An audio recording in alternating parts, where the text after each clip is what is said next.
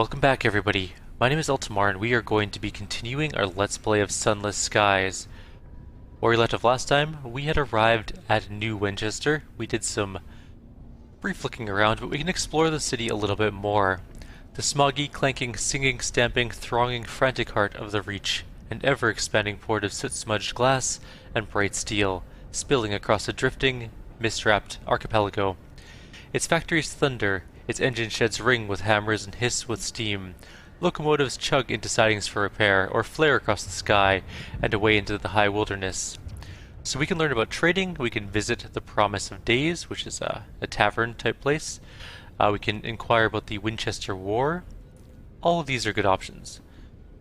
Let's first learn about trading. I think that's going to be the most important one for us.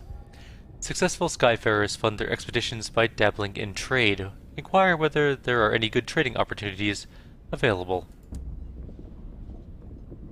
On the Pedal Trail, a porter at the station advises you to visit the nearby pub, the Promise of Days, and talk to the seasoned captains there. They keep their ears to the ground and they'll know about an opportunity or two. Okay.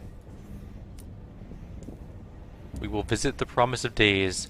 Old pistons gleam on the walls, the shelves are crowded with mementos from across the sky.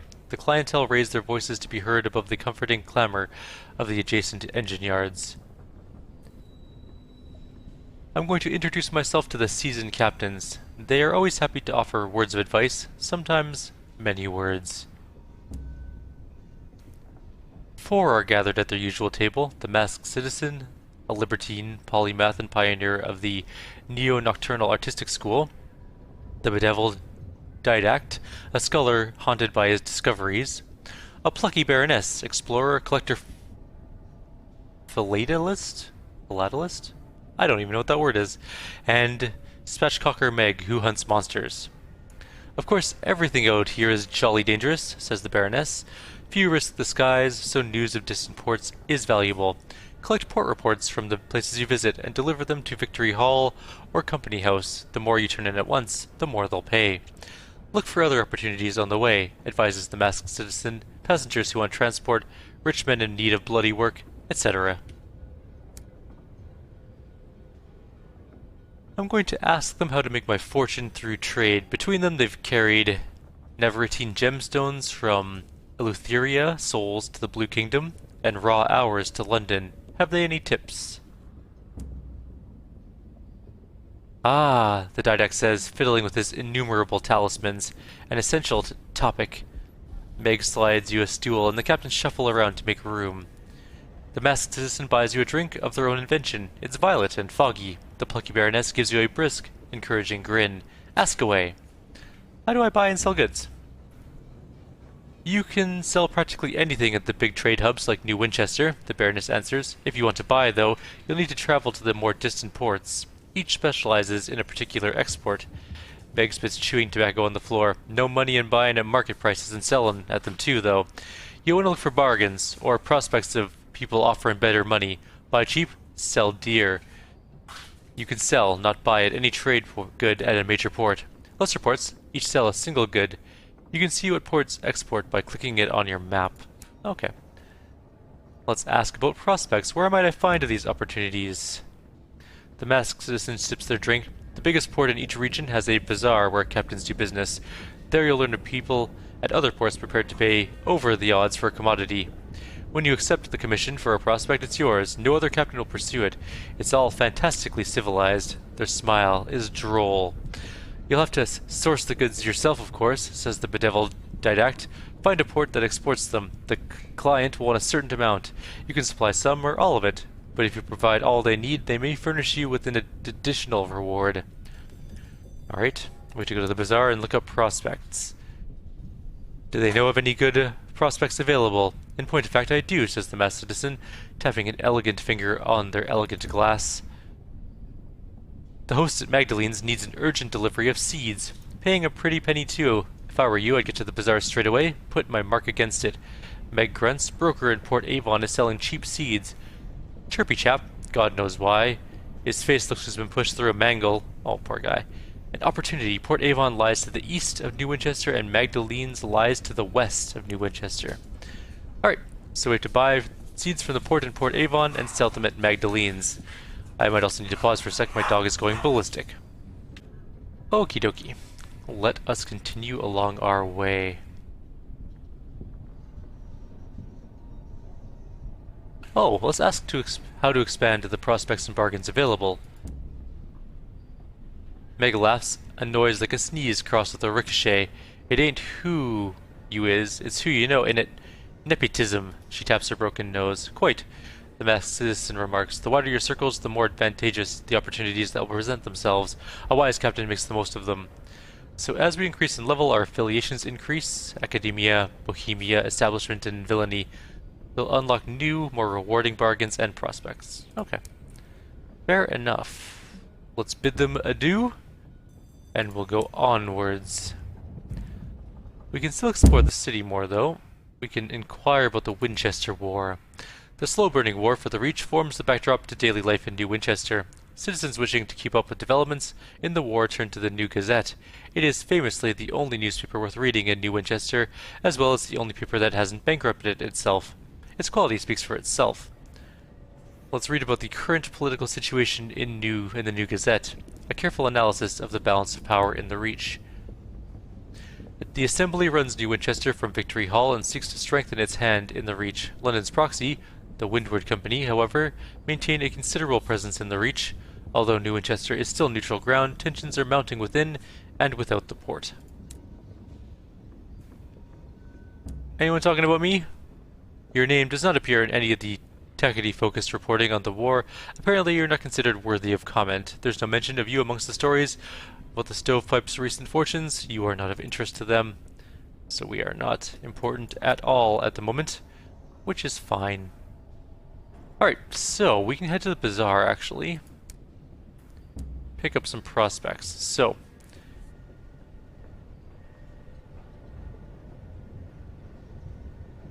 there are two quests here. Seeds for Magdalene's, which is the one that they told us to get. Magdalene's provides comfort and sympathy to the wary skyfarer. Its host will tell you any lie you need to hear. Some of those lies require flowers. The amenable host wants up to 3 sacks of verdant seeds, and will pay 80 sovereigns for each. Magdalene's lies to the west of New Winchester. We'll claim that one.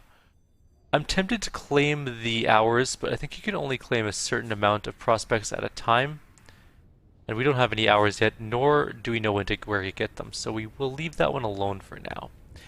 We can also go to the engineering shop, which we can buy guns, but we don't have any money really, so we're going to leave that the way it is. The Victoria Market has fuel and supplies. I may pick up 1 fuel. We do have 4 supplies, so that should be fine for now. And the engine yard allows you to purchase new ships. We cannot afford any new ships at the moment, but there is the Parseval class courser, which is... I'm not sure exactly what all these symbols mean yet, but we'll work on that.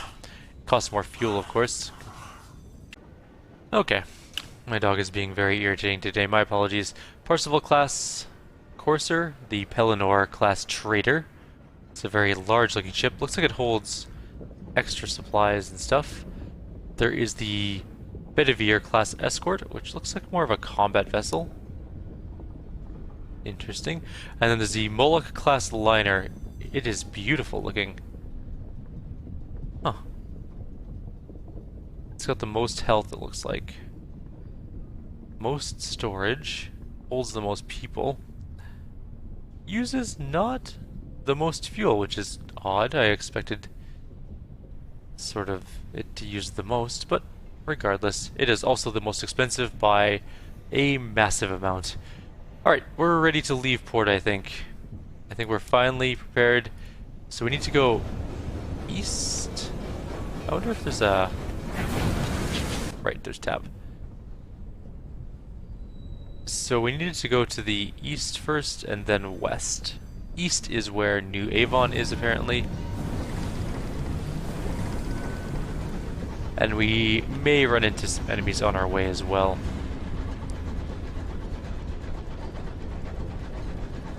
We have to watch our fuel consumption and our supplies carefully.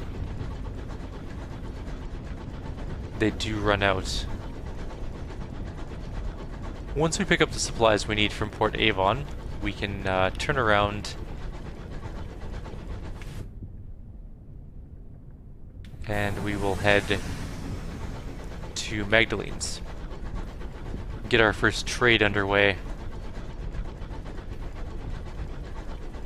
The game is lagging. Weird.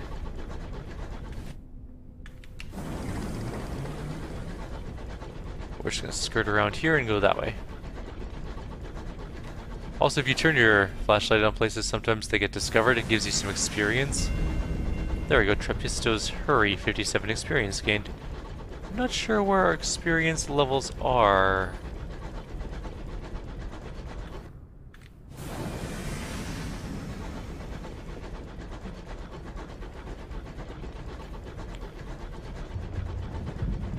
We also have that passenger, let's not forget, to drop off.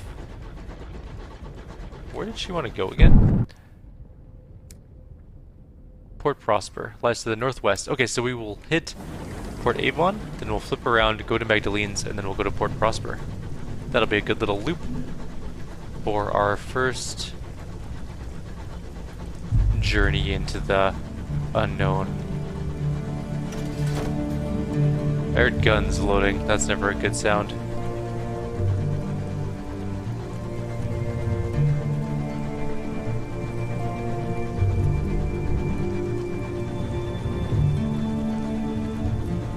A new smell behind the coal and the oil, the green, unlikely scent of apples.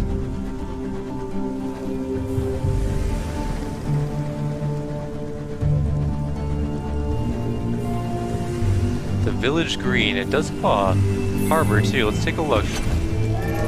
Oh, this is Port Avon right here, perfect, we have found it.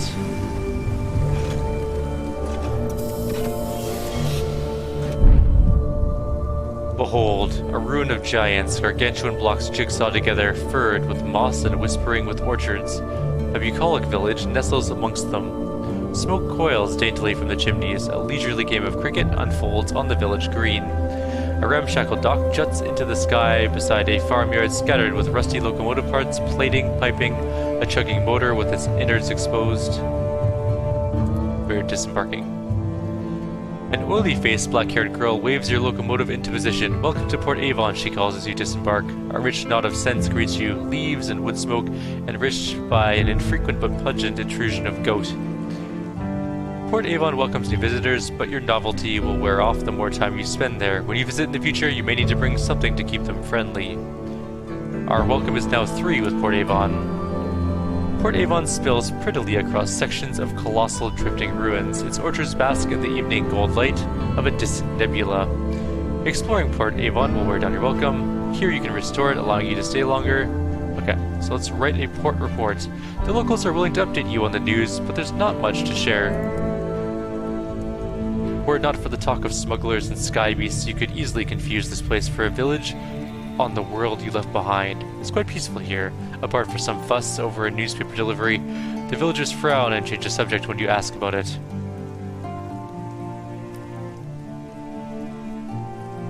We can share. Oh yeah, we don't have any gossip, unfortunately, but we can share exotic gossip with the locals or host a tea party aboard your locomotive. But we have neither of those things. We have no salon stewed gossip, and we have no caddy of dried tea. We can recruit a repentant devil. He's looking for passage. To where? He's looking for passage. He claims to be useful. He doesn't ask where you're headed. He's repentant. There can be no harm. This will give you a signaler, which will increase your iron by 2, your veils by 6, and your affiliation academy by 1. He's very expensive though. I want him, but too much at the moment. Oh, we need to go to the shops. Let's go to the village green. A golden nebula scintillates above Port Avon's apple trees, allotments, eel fishers, and steepled church. Here you may, if you choose, immerse yourself in the village's quaint rhythms. The village green, the heart of the village, surrounded by orchards of real apple trees that were shipped through the avid horizon as seeds. The heart of the village, surrounded by orchards of real apple trees. Oh, we already did that. An endowment of years from her renewed majesty grew them into swift maturity. This is a weird world where you can buy time, and it increases things' lifespans. It's an odd place for sure. We can watch a cricket match, or we can take a stroll. What sort of place is Port Avon now? I like a stroll. That's a good idea. Above, a golden nebula is fierce in the sky. Amber light dapples the curving lanes. Locals nod to you cautiously as you pass. A light drizzle of silver rain brushes the village. Its beads are bright and tiny as pinheads. You're wearing out your welcome. That's not good. We should probably try and get some seeds first, though. I do want to sit with them, but we need to do this other thing first. The Nowhere Inn, Port Avon's first public house, stands amidst a nodding copse of apple trees. We can get cider, head upstairs, intercede in a mushroomy matter.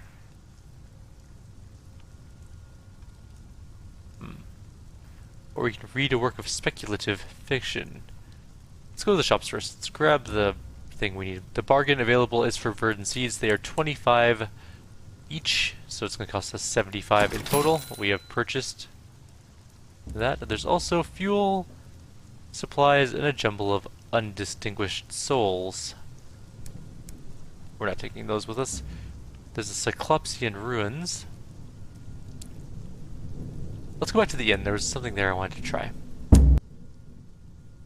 Let's intercede in a mushroomy matter. The pub is out of scrumpy. The barman blames a creature, a cross between a mushroom and a jellyfish. It sways in its seat at the bar. Who does this creature belong to? Bellows a man, fuchsia with rage. The Blemmingen, he points at, is a grizzled member of its species, most of whom were left behind in the Neath. The fuchsia gentleman roars in fury. Between bellows, the truth emerges. The Blemmingens is no one's pet, and far worse, no one will admit responsibility for its tab. What is its tab? What? The Blemmingen is unconcerned with the tumult. It nods its cap at you with grim respect, then flops its tendril into a mug of stout. It stares bleakly through the window. I don't have that many sovereigns to be purchasing a crew just yet, and I do want to eventually, but unfortunately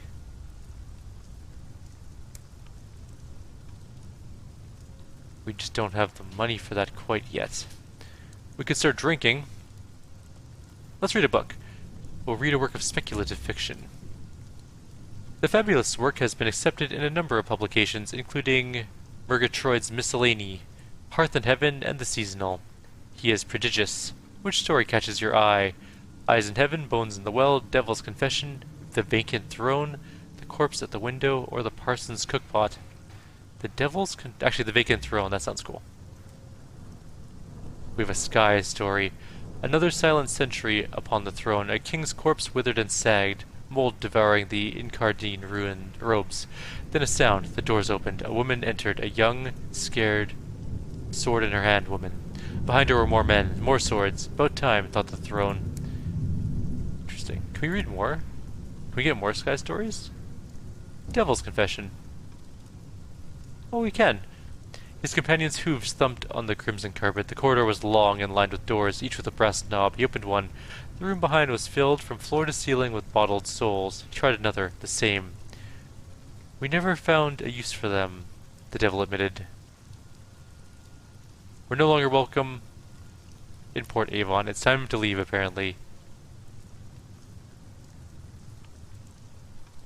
Let's speak to a short-sighted cryptozoologist, though, first. She perches on a stool in the corner, staring at the map of the Reach. No. Must have taken a wrong connection at New Winchester. A tiny figure, weighed down by 2 backpacks and a heavy duffel coat, looks through thick glasses at her map, then up at you. Excuse me.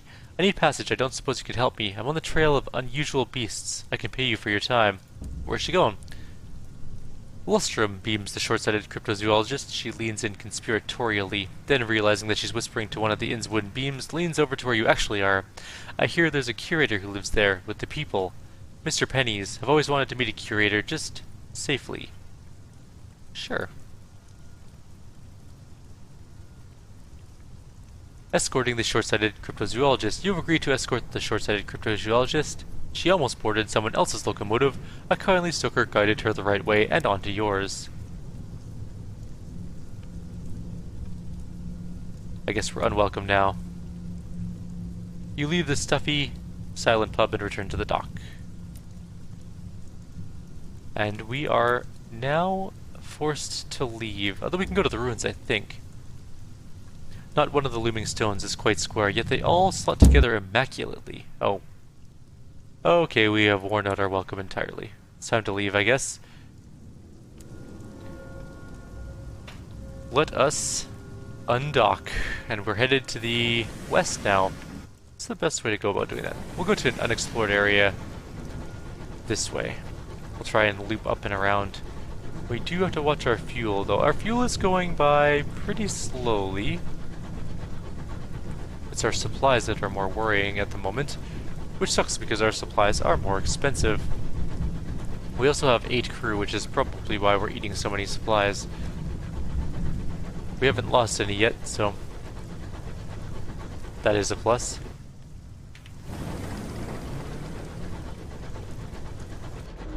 Lights in the distance. A stoker begins to sing a ballad about the chimneys of New Winchester. Oh, hiccup. Can head out to the north and then straight west, I think.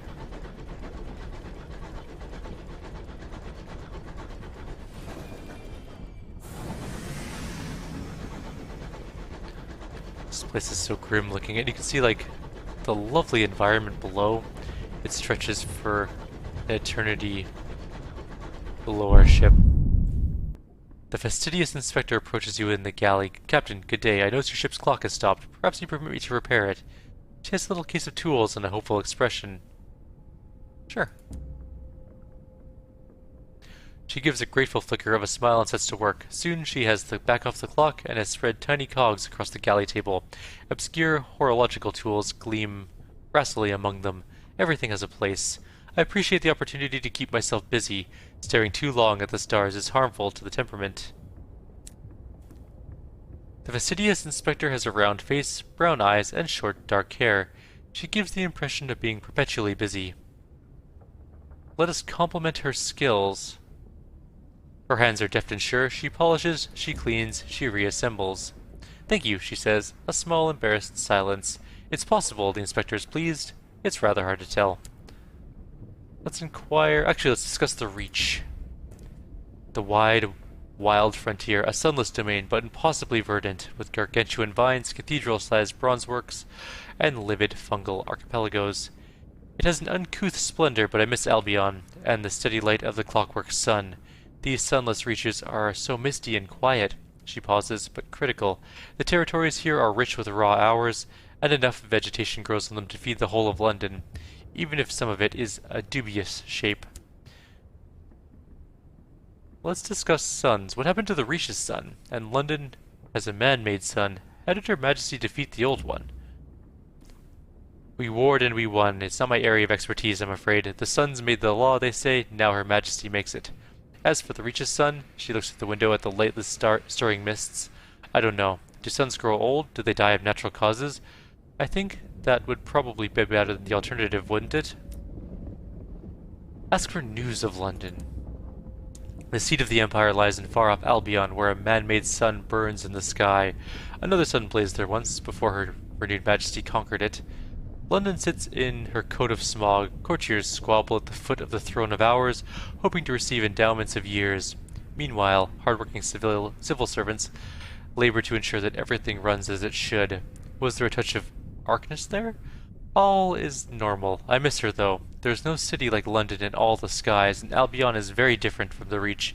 Much more civilized. And there's a loud motorcycle going by. Let's ask about the Winchester War. The Reach is torn by discontent between London loyalists and the more independent settlers. There are those who feel London is a long way away and that they do a better job of governing themselves.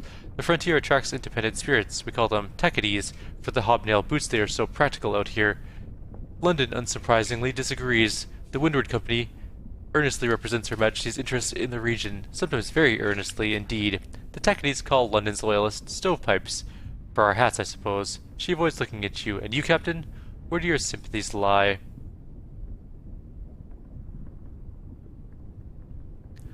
I feel no loyalty to either side. Perhaps I'd rather be left alone. Perhaps I'm undecided. Perhaps you see the conflict as an opportunity. What a remarkable indulgence, she remarks with a raised eyebrow. Alright, well, let's, what are her duties as an agent of the horological office? She sniffs. It is of fundamental importance that 10 o'clock on the 2nd of June in one quarter of the Empire occurs at the same time as 10 o'clock on the 2nd of June in the opposite corner. How is an empire to function if it can't agree what day it is? Unfortunately, the process is complicated by the fact that time is less reliable than it was. The hours trade is seen to that. I see. Alright, I will bid her a good evening. And to you, Captain. I think I should make a cup of tea. Ah, Londoners and your tea. Actually, to be fair, like a good 60% of the world in your tea. There's some sort of lighthouse here. It's called Reichstead. There we go. Looks like just sort of, that's bad. Are those enemies? No, they're not. They appear to be just... Oh crap, I just ran into something. I wasn't sure if that was the thing I could fly over or not. Whoops. Everything's fine. That'll buff out. This is Alexander Yang claim. Is there a dock?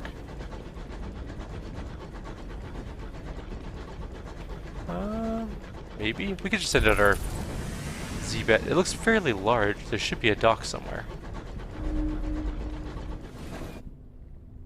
The dock is just over here. Wait, is this New Winchester? It is. Okay, so this is just a piece of New Winchester. We're moving on then. Oh, we leveled up, by the way. We're now level 2. So you can choose a facet and it'll grow stronger. For example, you can choose the Scandal, which gives you a heart and either veils or mirrors. You can choose the mirrors and either irons or veils.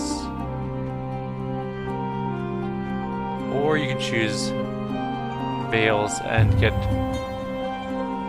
hearts or irons. I think I'm going to do an interlude in red and gold. You lost your mind once. They put you in a splendid hotel managed by cheery gentlemen who would determine when you could leave. How colorful the other guests were, how red the curtains, how gold the fittings, how secure the locks. Eventually you were allowed to leave. Was your recovery genuine? We could either get the iron version, which is, yes, you're feeling much better, thank you. Or we can lie and get some veils. I'm gonna use the veil one. No, you just learned to lie. You said what you had to, and they sent you home. Even now, your world is red and gold and splendid. And so that's what our levels are. Each level you choose a past thing for you. I guess there may be sometimes future. I don't know. We'll see as we progress through the game. Let's continue on our way. Let's not run into any more islands. That was my own bad. We're down to 2 fuel and 3 supplies, which is a little bleaker. But we're okay for now. We need to find Magdalene's, though. That's our goal at the moment.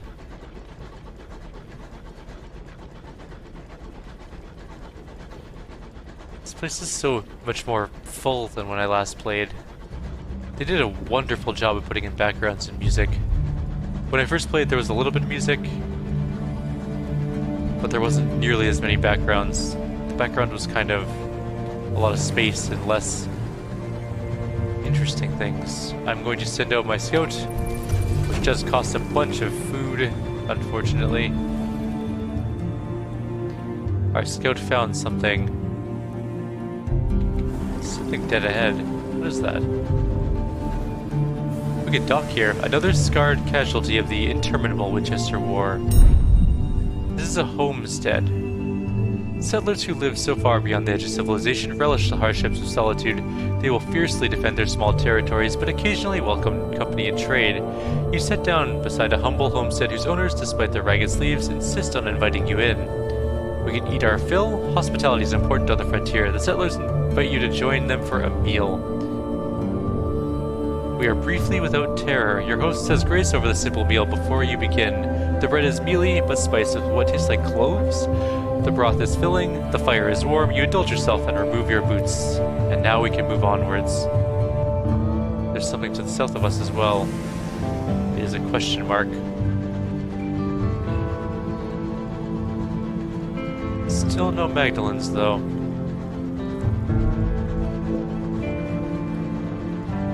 Can't believe we have no terror yet. Oh, the Tenebrious, or Tenebrious. Let us scavenge. The wreck gleams with frost, its windows are dark, its engines silent. Perhaps something of value lies within.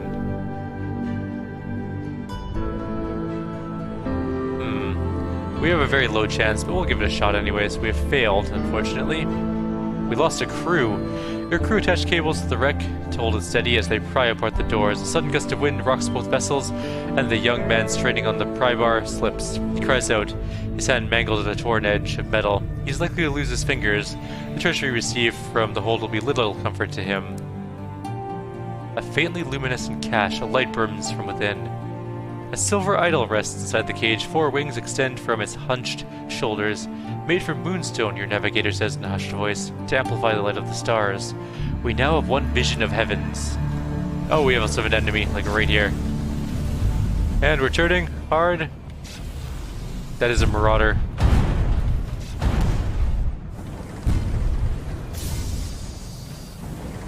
We'll keep the ship between us and them for the moment. While we get our guns back up. Oh, that was close. It's got a lot of life, this ship.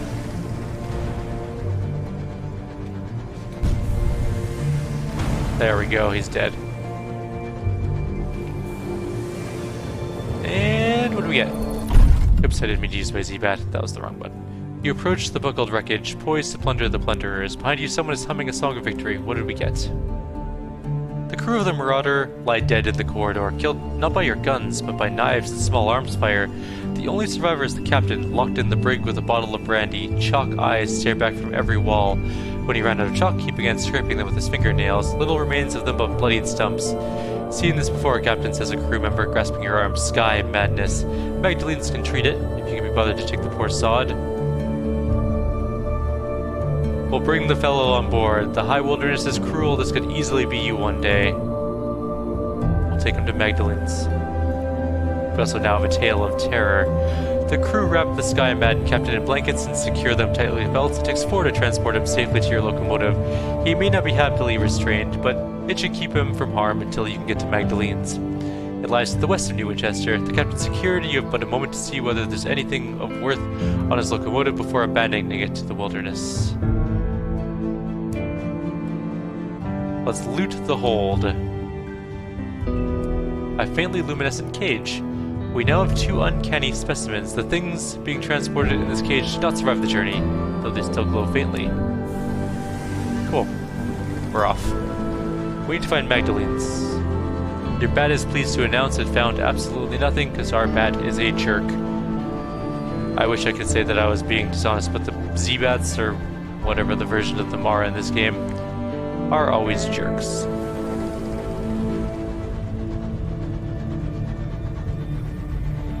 Wait, is that Magdalene's there? I'll send out my Z-Bat soon. We do need to find our way pretty quick. We are running low on supplies. Alright, how about here? Give me some news, Z-Bat. Yes, okay good. There's a harbor just to the west of us. It should be Magdalene's, I'm hoping. Also, there's some heavy wind here. It's pushing our ship. Your food stores have been infected by peacock wind. Oh god, that's gonna suck. We need to not... I couldn't read that, sorry. We're being blown everywhere. Perkins Cops. Can we stock at Magdalene's, Captain?